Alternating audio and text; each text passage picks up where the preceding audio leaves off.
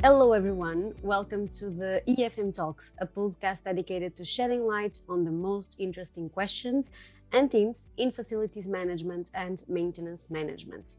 This podcast is brought to you by the IFM Community, a worldwide network of maintenance and facilities management professionals and enthusiasts.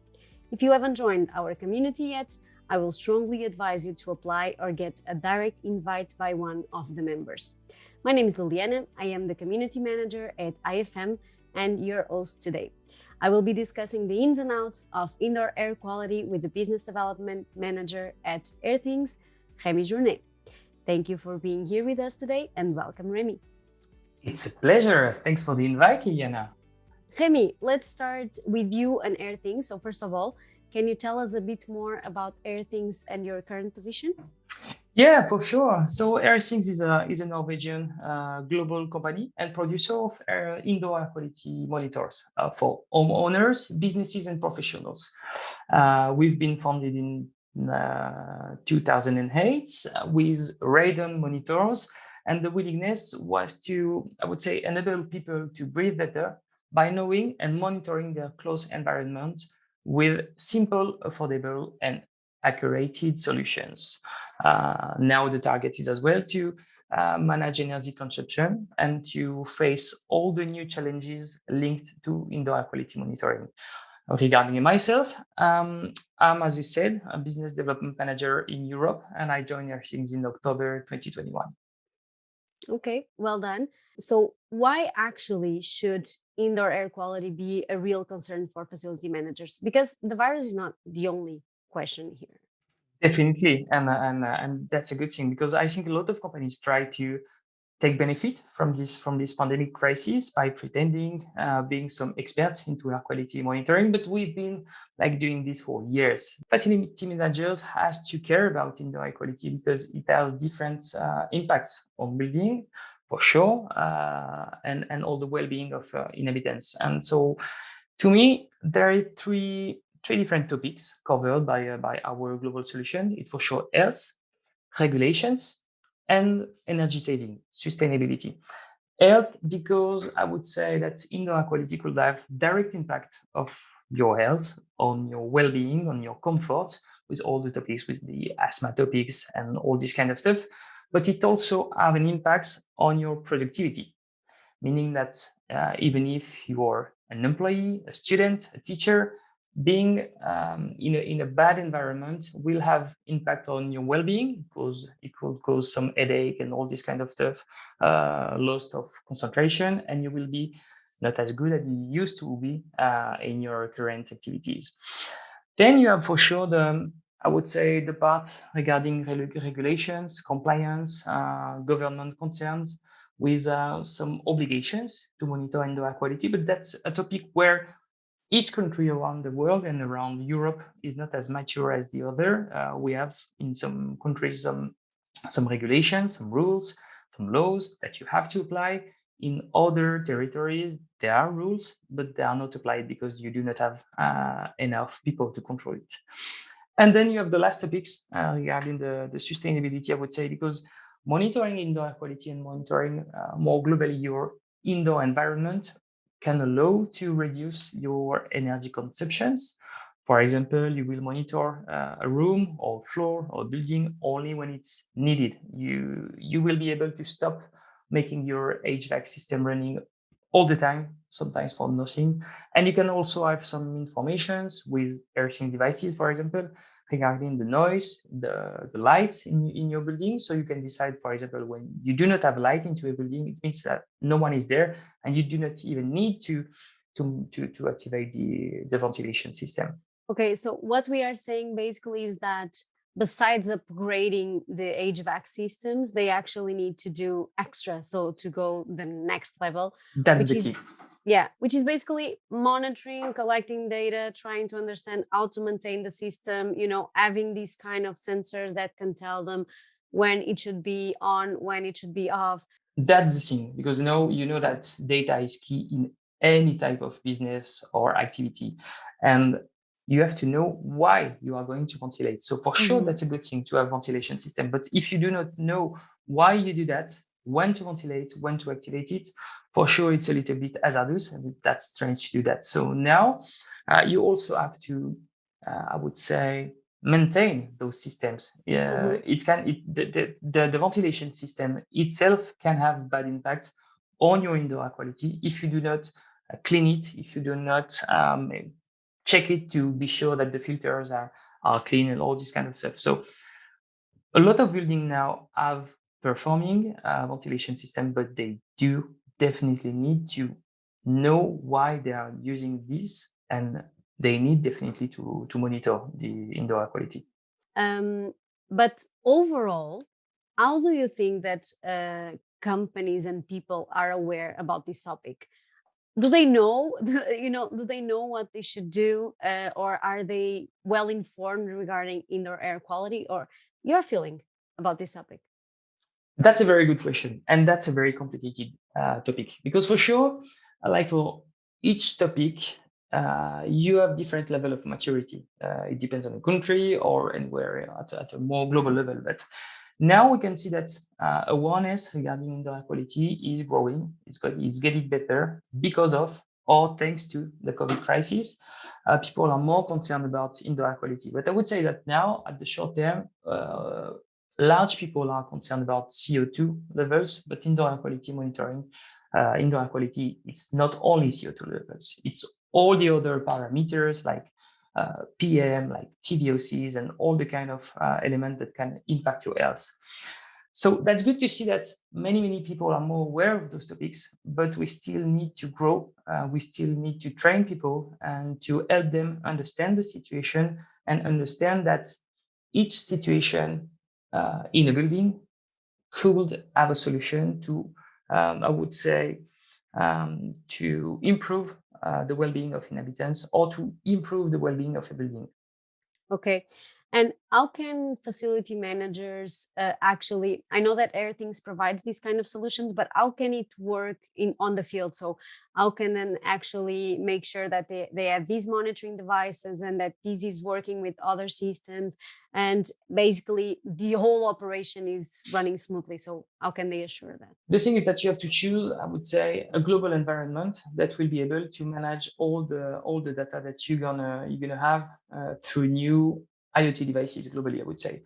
So now collecting the data needs to, I would say, give value to your ventilation system, to your BMS system, all this kind of stuff, so that you can run out a building automatically and just check if everything is going well. For sure, you will get some alerts if needed, etc. But you need to get all this smart environment that allows to do something with the data and your existing ventilation system. Okay, perfect. And Remy, just so we can actually increase a bit of awareness under this topic, so what are the main causes of poor indoor quality? You have two possibilities, finally. From bad air quality can be explained by the outdoor environment, but also indoor by the building itself. I would say, for example, as we said before, ventilation system, if it's not working properly, or if it's not well dimensioned, I would say, based on the current usage, on the occupancy, it won't run in the best way, and it will impact negatively the air quality of your building. And the other point, for sure, it will be like the air that you breathe outside the building that come into the building thanks to the ventilation system, or even if when you open a door or a window. And for sure, you can contain some PM coming from pollutions. And you have another topic where I would say what it was the started of Airthings finally, because you can have some radon around you, depending on the soil, on the nature of the soil, that can have bad effects on people when you are exposed on the long term. So two possibilities: outside, inside, but you have to identify where it can come from by monitoring, once again, permanently your environment. Okay. And I know that we are, and this is obviously the main topic. So we are always talking about how it can actually influence the health and wellness of facilities occupants. And I know that it's definitely one of the priorities for the facility managers. But the building integrity is also a question. So it's also a concern. And I know that bad air quality inside of a building can also impact the building itself. Am I right? Definitely, definitely. The main topic for that would be moisture, for example. If you have moisture, definitely it will impact the components of your building, and it will have bad effects on long term on your health, the health of the occupancy, but mainly on the building itself. And then maybe you will have to use like some different bad materials to correct and to try to fix the issue you met. But if you do not take the correct actions, you will maybe make the situation worse, and you will have at least more and more bad effects. Okay, so what do you think, Rémy, that will be your overall advice to facility and maintenance managers? My advice for sure is to choose the correct solution. My advice is to get data coming from the building and to be aware of the three different topics we mentioned at the very beginning. Indoor air quality has bad effect on occupants, could be legislated by some rules, and has huge impacts on ESG topics.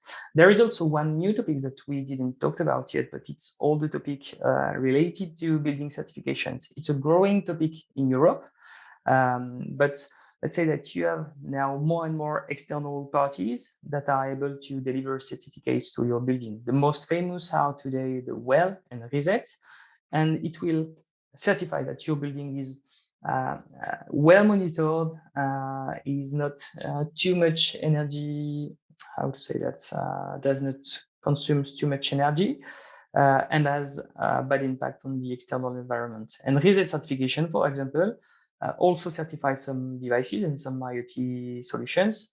And for example, Airthings, what a strange thing, but what a positive thing, sorry. But we are certified Reset, so it means that we can achieve very easily the certifications on new and old buildings.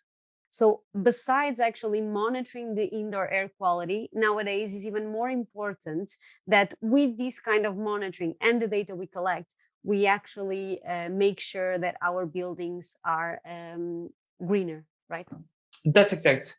That's exact. And unfortunately, you just said everything. But, but in fact, monitoring, as we said at the very beginning, monitoring your indoor environment allows you to reduce your energy consumption. Why? Because you're gonna use less and less your ventilation system, or using in a more efficient way, and you will be able to um, reduce the consumption of this system because air quality is good and you do not need to renew the indoor air quality, but also because you will see that no one is in the office, in the building, because of occupancy sensors, like we do provide, for example, because of light sensors, because of humidity sensors and all this kind of stuff.